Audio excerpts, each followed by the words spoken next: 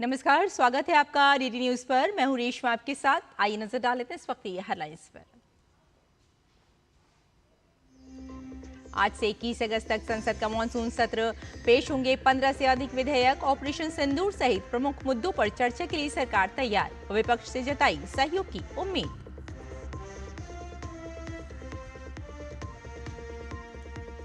देश के 10 बड़े शहरों तक गाजियाबाद के हिंडन टर्मिनल से सीधी उड़ान सेवा शुरू। विमानन मंत्री ने कहा, दिल्ली का बैकबोन एयरपोर्ट बनेगा हिंडन टर्मिनल। पश्चिमी उत्तर प्रदेश के लिए भी खुलेंगे विकास के नए द्वार। ईरान और 3 यूरोपीय देश शुक्रवार को इस्तांबुल में करेंगे परमाणु वार्ता। ईरान ने पुराने समझौते पर लौटने से किया इनकार। निष्पक्ष परमाणु समझौते पर दिया जोर। सावन सोमवार पर शिवालयों में हर हर महादेव की जयकारी। मंदिरों में जलाभिषेक और रुद्राभिषेक से हो रही है भोलेनाथ की विशेष आराधना। और भारत की कोनेरू हम्पी ने फिडे महिला विश्व कप के सेमीफाइनल में जगह।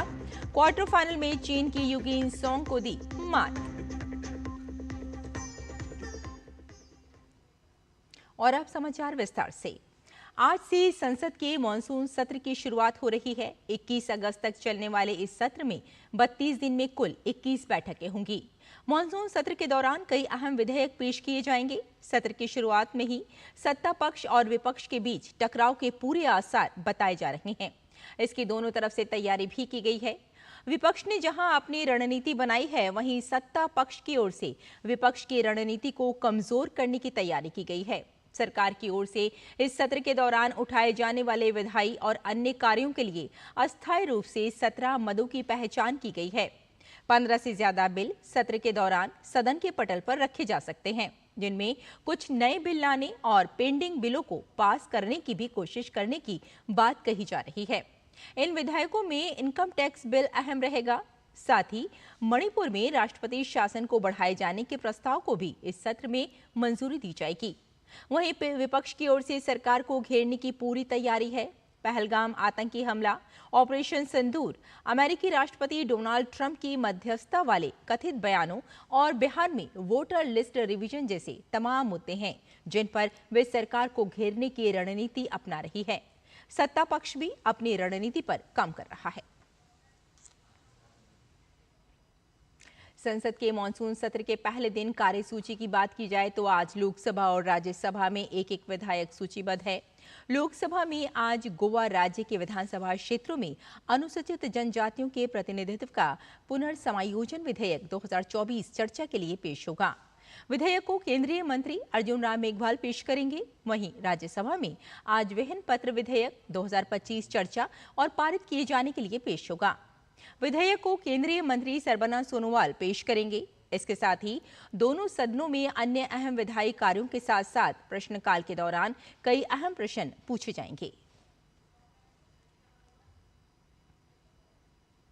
सरकार की ओर से मानसून सत्र के दौरान पेश किए जाने वाले संभावित विधेयकों की सूची की बात की जाए तो इसमें लदान विधेयक 2024, समुद्री माल परिवहन विधेयक 2024, ये पेश होने वाले संभावित विधेयक हम आपको बता रहे हैं जो मानसून सत्र में पेश किए जाएंगे। समुद्री माल परिवहन विधेयक 2024 और इसके अलावा तटीय नौवहन विधेयक 2024 और गोवा राज्य के विधानसभा क्षेत्रों से संबंधित विधेयक इसमें शामिल है। और व्यापारी नौवहन विधेयक 2024, मानसून सत्र 2025 के ये विधेयक हम आपको बता रहे हैं। और भारतीय बंदरगाह विधेयक भी 2025 इसमें शामिल किया गया है। और कुछ और बिल भी हैं, आयकर विधेयक 2025 और साथ में मणिपुर माल एवं सेवा कर संशोधन विधेयक 2025, एक अध्यादेश का स्थान लेने के लिए जन विश्वास प्रावधानों में संशोधन विधेयक 2025, भारतीय प्रबंधन संस्थान संशोधन विधेयक 2025, कराधान विधि संशोधन विधेयक 2025 और भू विरासत स्थल एवं भू अवशेष संरक्षण एवं रखरखाव विधेयक 2025, खान एवं खनिज विकास एवं विनियमन संशोधन विधेयक 2025, राष्ट्रीय खेल प्रशासन विधेयक 2025, राष्ट्रीय डोपिंग रोधी संशोधन विधेयक 2025 इसमें शामिल हैं।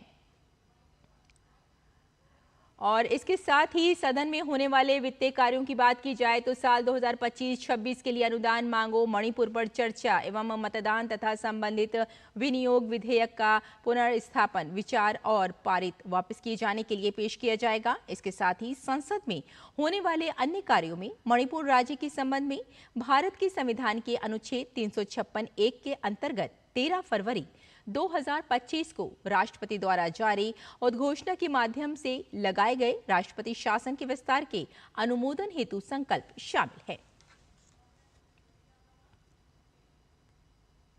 इससे पहले कल सरकार की ओर से बुलाई गई सर्वदलीय बैठक में सरकार की ओर से साफ किया गया है कि उनका एजेंडा सरकारी कामकाज को प्राथमिकता के साथ आगे बढ़ाना है। वहीं विपक्ष के किसी भी मुद्दे पर नियमों के तहत चर्चा के लिए सरकार को कोई आपत्ति नहीं है। बैठक में मंत्रियों सहित कुल 40 राजनीतिक दलों के 54 नेताओं के भाग लिया।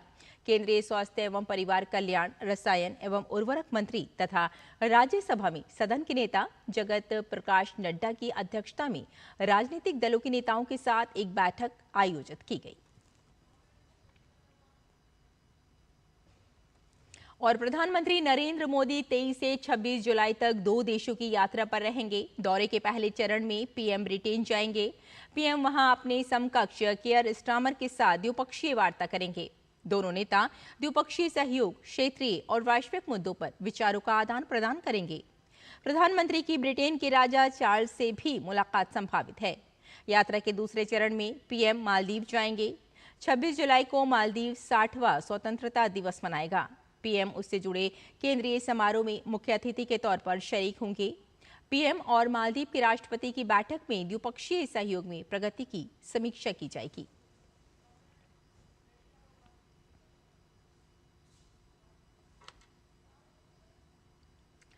देश के 10 बड़े शहरों तक गाजियाबाद के हिंडन टर्मिनल से सीधी उड़ान सेवा कल से शुरू हो गई है।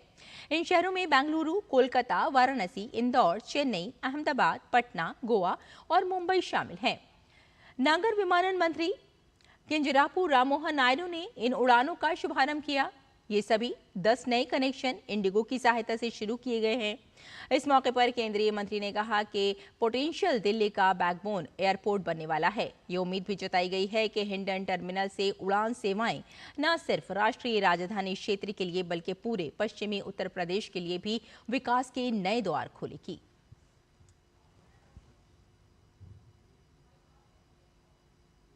वहीं अहमदाबाद विमान दुर्घटना के मामले पर केंद्रीय मंत्री ने कहा कि मामले में विमान दुर्घटना जांच ब्यूरो AIB की प्रारंभिक रिपोर्ट आई है, लेकिन अभी किसी भी निष्कर्ष पर पहुंचना उचित नहीं होगा। अंतिम रिपोर्ट आने तक दुर्घटना को लेकर किसी भी तरह की टिप्पणी करना उचित नहीं है।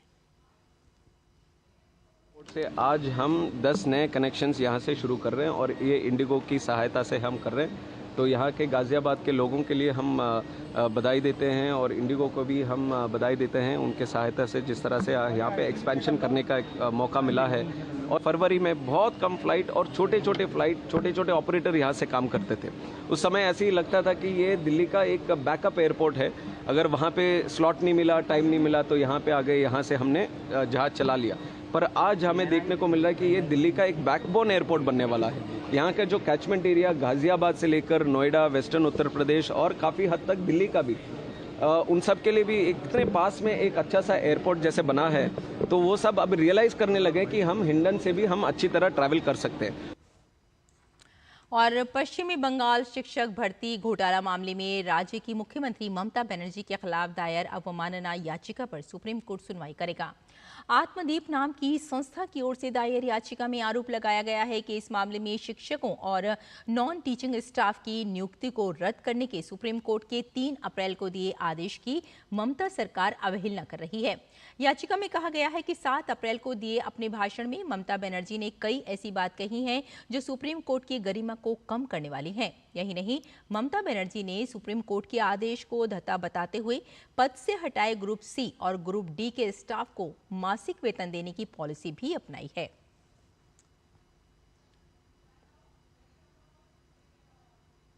उन्नीस के सिख विरोधी दंगों से जुड़े मामले में सुप्रीम कोर्ट आज सुनवाई करेगा। पिछली सुनवाई में कोर्ट ने जस्टिस एस.एन. ढींगरा की अध्यक्षता वाली एसआईटी की सिफारिशें लागू करने को लेकर सरकार से स्टेटस रिपोर्ट दाखिल करने को कहा था। सरकार को बताना है कि 1984 के दंगों के ट्रायल को लेकर क्या स्थिति है।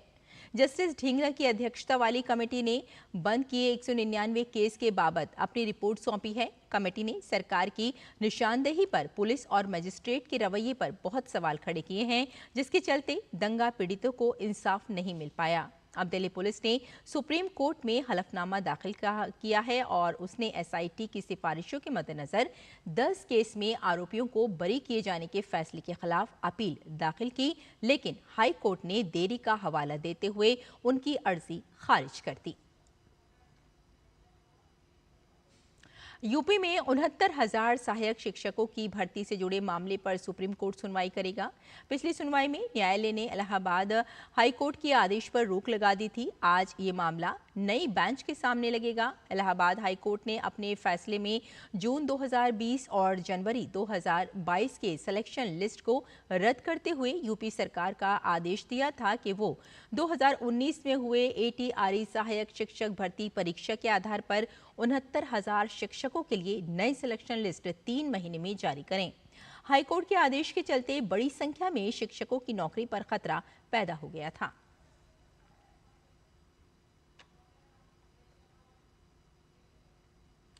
आज सावन का दूसरा सोमवार है। सुबह से ही मंदिरों में पूजा करने के लिए श्रद्धालुओं की भीड़ उमड़ रही है। शिवलिंग पर दूध, जल, बेलपत्र, धतूरा, भांग, पुष्प आदि अर्पित कर भक्तगण भगवान भोलेनाथ की आराधना कर रहे हैं। शहर के सभी शिवालय हर हर महादेव के जयकारों से गूंज रहे हैं। उज्जैन के महाकालेश्वर मंदिर में भव्य आरती की गई। पूरे महीने शिवालय भगवान शिव की आस्था और भक्ति से गुलजार रहेगा। जलाभिषेक व रुद्राभिषेक के साथ शिव भक्तों की ओर से महामृत्युंजय पाठ भी किया जा रहा है। उज्जैन, दिल्ली, हरिद्वार, अयोध्या, वाराणसी, प्रयागराज समेत कई जगह भक्त शिव की आराधना में लीन हैं। इसके साथ ही कई कांवड़िए भी शिव मंदिरों में पूजा आराधना के बाद हरिद्वार से जल लेकर ज्योतिर्लिंगों की यात्रा पर निकल पड़े हैं। भगवान शिव के लाखों भक्त अपनी कांवड़ में सावन की शिवरात्रि पर देश के अलग अलग भागों में स्थित शिव मंदिरों में गंगा जल अर्पित करेंगे। वहीं कांवड़ यात्रा को लेकर शिव भक्तों में उत्साह का माहौल है। इस मौके पर शिव मंदिरों पर और सुरक्षा के कड़े इंतजाम किए गए हैं। मंदिरों की निगरानी सीसीटीवी और ड्रोन कैमरों के जरिए की जा रही है।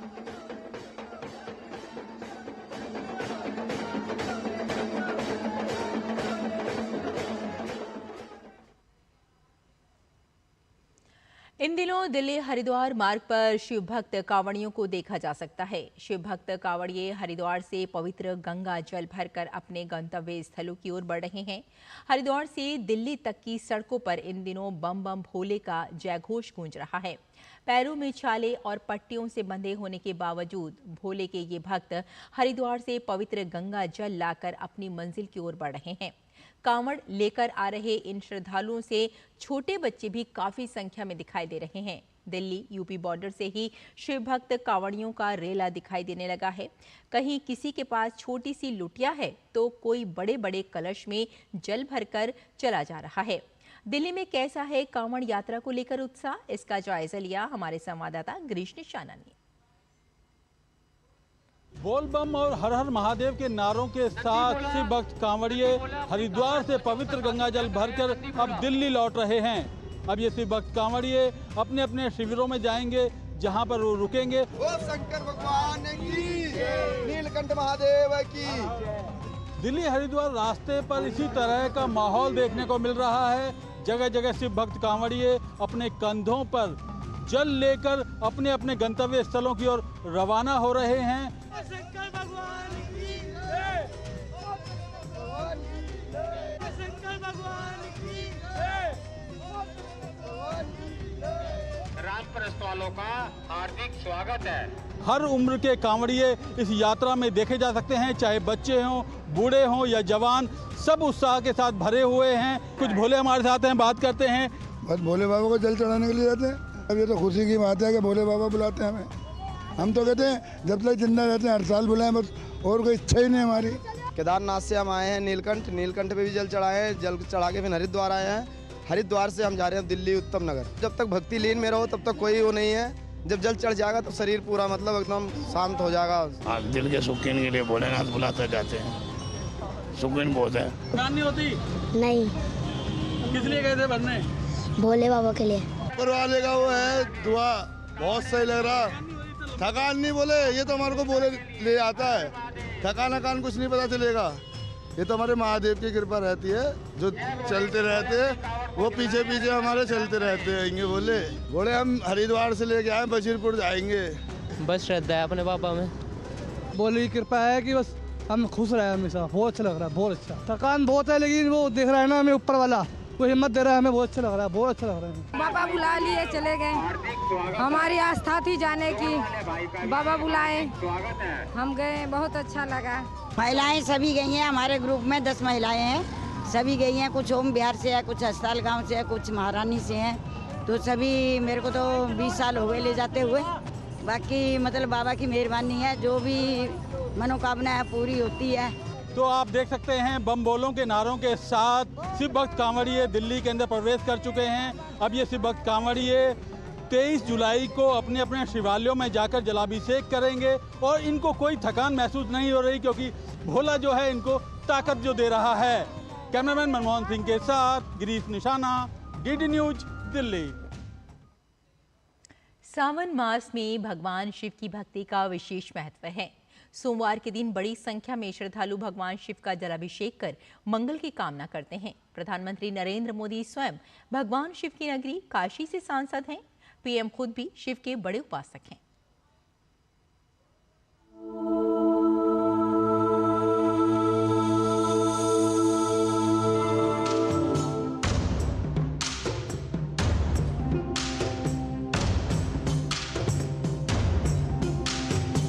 हर हर महादेव।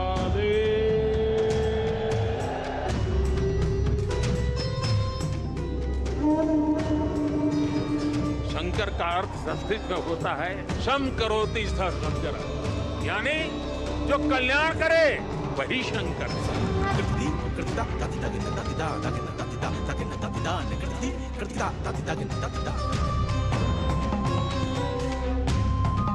भगवान शिव भाषा, कला और क्रिएटिविटी के जनक माने गए हैं। हमारे शिव नटराज है। शिव के डमरू से माहेश्वर सूत्र प्रकट हुए हैं। शिव का तांडव लय और सृजन की नींव रखता है। हमारे शास्त्रों में एक वाक्य है, शिवम ज्ञानम, शिवम ज्ञानम। इसका अर्थ है शिव ही ज्ञान है और ज्ञान ही शिव है।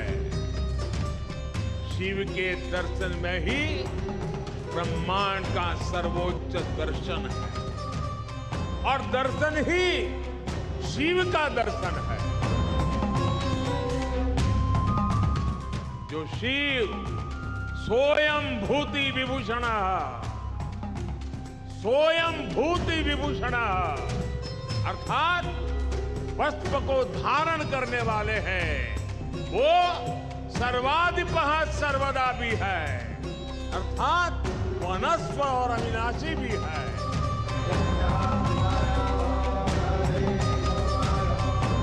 हम शिव की आराधना भी कहते हैं, नमामि विश्वस्य हिते रतम एतम, नमामि विश्वस्य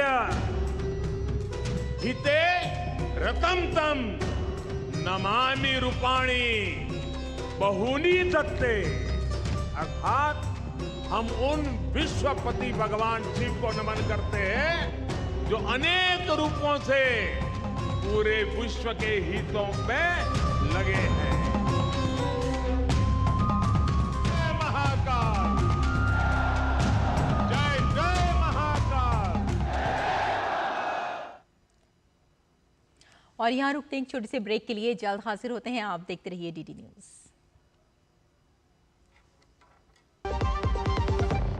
अब क्या देख रहे हो पापा? तुम कहते हो ना कि स्टॉक मार्केट में बहुत सोच समझकर इन्वेस्ट करना चाहिए, बस थोड़ा सा ज्ञान ले रहा हूं। किससे? हर एक स्टॉक्स एक्सपर्ट है, मस्त एजुकेशनल वीडियोस बनाता है और अच्छी इन्वेस्टमेंट की टिप्स भी देता है। पापा इन वीडियोस पे ना जाएं, अपना रिसर्च खुद करें या सेबी रजिस्टर्ड इन्वेस्टमेंट एडवाइजर से संपर्क करें। एजुकेशन के नाम पर कुछ इन्फ्लुएंसर्स अक्सर इन्वेस्टर को मिसगाइड करते हैं, नुकसान आपका होगा। सोचकर समझकर इन्वेस्ट कर। LIC लाया है unit linked insurance plan index plus. जीवन बीमा पाइए और निफ्टी स्टॉक्स के साथ अपने मार्केट रिटर्न्स को तेजी से बढ़ाइए। इस अट्रैक्टिव कॉम्बिनेशन के साथ अपना कल सुरक्षित कीजिए। सिर्फ 2500 रुपए मंथली प्रीमियम से शुरुआत कीजिए। आज ही LICindia.in पर जाएं।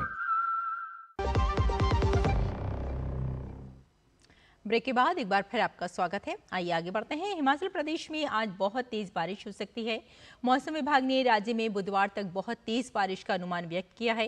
हिमाचल प्रदेश में मौसम के कारण जनजीवन प्रभावित हुआ है। इसके मद्देनजर केंद्र सरकार ने एक बहुक्षेत्रीय केंद्रीय टीम का गठन किया है। केंद्र सरकार ने कहा है कि वो आपदा के समय बिना किसी भेदभाव के राज्यों के साथ मजबूती से खड़ी है। आंकड़ों के मुताबिक हिमाचल प्रदेश में तेज बारिश और संबंधित मामलों में अब तक कुल 166 मौतें हुई हैं। इनमें 132 लोगों ने बारिश से संबंधित हादसों में और 34 लोगों ने सड़क दुर्घटनाओं में अपनी जान गंवाई। भारी बारिश के कारण कई जिलों में सड़कें बाधित हैं। विशेषकर मंडी और कुल्लू जिलों में इसका असर देखा गया है। यहाँ 142 सड़कें अवरुद्ध हैं। 26 पावर ट्रांसफार्मर खराब हो गए हैं। खासतौर पर मंडी, कुल्लू, सिरमौर में 40 जल आपूर्ति योजनाएं ठप पड़ी हैं। प्रभावित क्षेत्रों में राहत और मरम्मत कार्य जारी है। केंद्रीय गृह मंत्री अमित शाह ने हिमाचल प्रदेश में प्राकृतिक आपदा और उसके असर को देखते हुए एक बहुक्षेत्रीय केंद्रीय टीम के गठन का निर्देश दिया है। इस टीम में NDMA, CBRI Roorkee, IITM Pune, भूविज्ञानी व IIT इंदौर के विशेषज्ञ शामिल होंगे। इसके अलावा हिमाचल प्रदेश के कई हिस्सों में बाढ़ और भूस्खलन के नुकसान का आकलन करने के लिए एक अंतर मंत्रालयीय केंद्रीय दल का पहले ही भेज दिया गया है। ये अंतर मंत्रालयीय केंद्रीय दल राज्य के प्रभावित क्षेत्रों का दौरा कर रही है। केंद्र सरकार ने हिमाचल प्रदेश सहित सभी राज्यों को आवश्यक NDRF टीमें, सेना टीमें और वायुसेना की तैनाती सहित सभी प्रकार की रसद सहायता भी प्रदान की है। राज्य में बचाव और राहत कार्यों के लिए NDRF की कुल 13 टीमें तैनात की गई हैं। उत्तराखंड में आज बहुत तेज बारिश हो सकती है। मौसम विभाग ने उत्तराखंड में मंगलवार तक बहुत तेज बारिश का अनुमान व्यक्त किया है। उत्तराखंड के देहरादून, टिहरी, पौड़ी, नैनीताल, चंपावत और उधम सिंह नगर में भारी बारिश के लिए ऑरेंज अलर्ट जारी किया गया है। 22 जुलाई को देहरादून और उत्तरकाशी जिलों में बहुत भारी बारिश की संभावना है।